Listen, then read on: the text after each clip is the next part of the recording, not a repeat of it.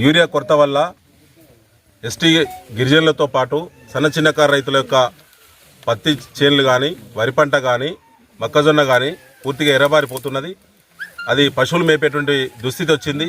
దీనికి ముమ్మాటికి ముఖ్యమంత్రి రేవంత్ రెడ్డి, వ్యవసాయ శాఖ మంత్రి తుమ్మల నాగేశ్వరరావు గారు, స్థానిక ఎమ్మెల్యే మాధవరెడ్డి గారు, కాంగ్రెస్ పార్టీ దీనికి నైతిక బాధ్యత వహించాలని చెప్పి వెంటనే, ఎందుకంటే పెట్టుబడి మొత్తం పూర్తయింది, హార్వెస్టింగ్ దశ అంటే కోత దశ, ఏరుకునే దశకు వచ్చింది.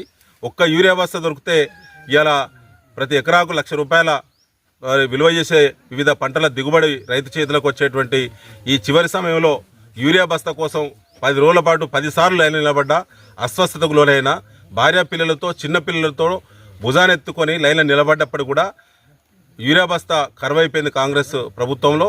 ఇది ముమ్మాటికి విఫలమైనటువంటి కాంగ్రెస్ ప్రభుత్వం, రైతులకు వ్యతిరేకమైనటువంటి ప్రభుత్వం.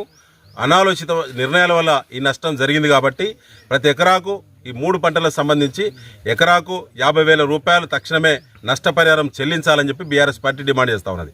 తెలంగాణ రాష్ట్ర వ్యాప్తంగా ఇవాళ పంటలు కూడా ఎర్రబడి పూర్తిగా దెబ్బతినేటువంటి ప్రమాదం ఉన్నది. దిగుబడి ఇప్పటికే 30 నుంచి 40% దిగుబడి మరి తగ్గిపోయేటువంటి ప్రమాదం ఉన్నది. ముఖ్యంగా పత్తి దిగుబడి, అదేవిధంగా ధాన్యం దిగుబడి, అదేవిధంగా మొక్కజొన్న దిగుబడి కూడా ఈ 3 పంటల మీద దీని యొక్క యూరియా ప్రభావం చాలా తీవ్రంగా ఉన్నది. కాబట్టి ఒక్క బస్తా యూరియా ఇస్తే ఇవాళ ₹1,00,000 రైతు జేబులోకి వచ్చేటువంటి, మరి చేతికి వచ్చినటువంటి పంట ఇలా మొత్తం కూడా నాశనం అయిపోతుంది. కాబట్టి దీనికి ఎకరాకు ₹50,000 నష్టపరిహారం వెంటనే ఇవ్వాలని చెప్పి బీఆర్ఎస్ పార్టీ ఆధ్వర్యంలో తెలంగాణ రాష్ట్ర వ్యాప్తంగా, వరంగల్ వ్యాప్తంగా, నర్సంపేట డివిజన్లో మరి తీవ్రమైనటువంటి నిరసనలు ఉంటాయి. కాంగ్రెస్ పార్టీ నాయకులారా, ఏ ముఖం పెట్టుకొని మీరు స్థానిక సంస్థల ఎన్నికలకు వస్తారు? ఇలా ఎన్నికలకు వచ్చేటువంటి ధైర్యం కూడా లేదు మీకు. తప్పించుకొని దొంగల్లా పారిపోతున్నటువంటి కాంగ్రెస్ ప్రభుత్వం యొక్క మరి వాళ్ళ యొక్క ఆలోచనలన్నీ కూడా ప్రజలకు, రైతులకు అర్థమవుతున్నాయి.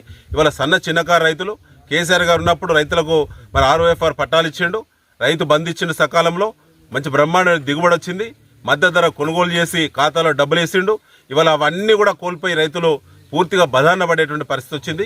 ఇలా మేము తెలంగాణ రైతాంగాన్ని కూడా మేము పిలుపునిస్తూ ఉన్నాం, ఇలా భరోసా ఇస్తూ ఉన్నాం.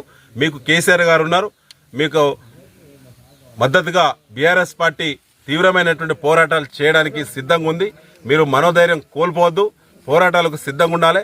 ప్రతి పంటకు ఎకరాకు ₹50,000 నష్టపరిహారం వచ్చేంతవరకు కాంగ్రెస్ పార్టీ ప్రజాపతిలో గల్లబట్టి గుంజాలని చెప్పి తీవ్రమైన నిరసనలకు మీరందరూ సిద్ధంగా ఉండాలని చెప్పి ఈ సందర్భంగా కోరుతా ఉన్నాం.